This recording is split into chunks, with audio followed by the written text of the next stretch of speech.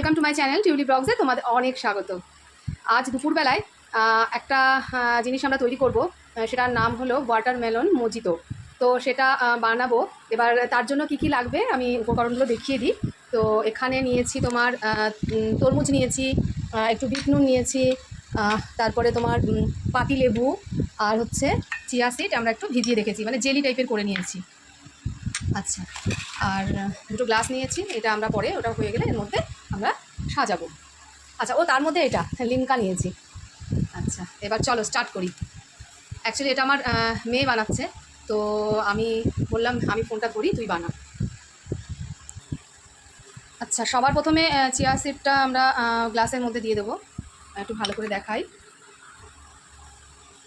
এর মধ্যে দিয়ে দেবো।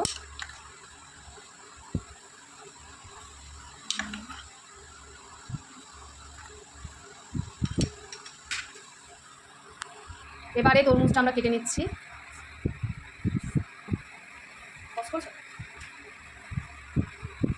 ভালো করে কেটে নিচ্ছি। তো আমরা দেখতেই পাচ্ছ সবাই, তরমুজটাকে আমরা ছোটো ছোটো টুকরো আকারে কেটে নিয়েছি এবং সমস্ত বীজগুলোকেও বার করে নিয়েছি।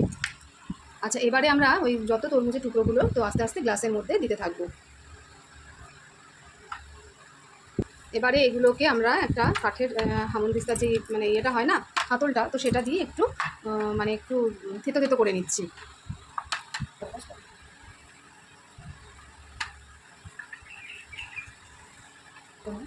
আর একটা গ্লাসে আমরা সেইভাবে আগে যেমনভাবে করেছিলাম, তো সেইভাবে আবার পুনরায় এটাকেও এইভাবে করে নেব।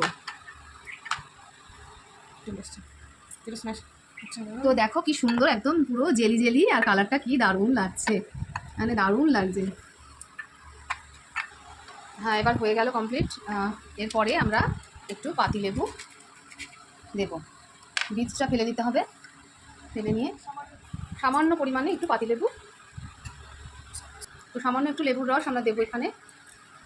একটু মানে গন্ধটাও ভালো লাগবে, আবার একটু টক টক টেস্টও আসবে।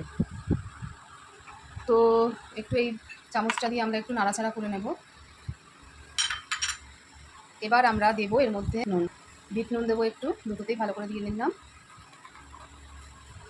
অবশেষে এবারে আমরা লিমকা, তোমরা যে কোনো ড্রিঙ্কস মানে দিতে পারো, স্প্রাইট দিতে পারো, বিভিন্ন রকমের দিতে পারো।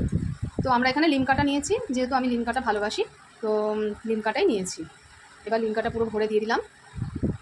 এবার আমরা একটু গার্নিশ করব। তো গার্নিশ করার জন্য আমরা দুটো তরমুজের টুকরো নিয়ে নিয়েছি, এভাবে সেট করে নিয়েছি।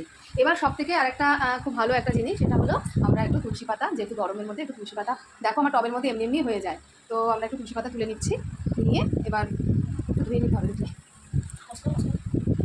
তো তুলসী পাতাটা আমরা কী করবো, দুটো পাতা এইভাবে বসিয়ে দেবো, মানে দেখতেও সুন্দর লাগবে, আবার এটাকে আমরা চিবিয়ে খেয়েও নিতে পারবো। আমি একটু এটা ঠিক করি, এটা যেহেতু দুটো সেমভাবে বসেনি, তো দেখো কেমন লাগছে।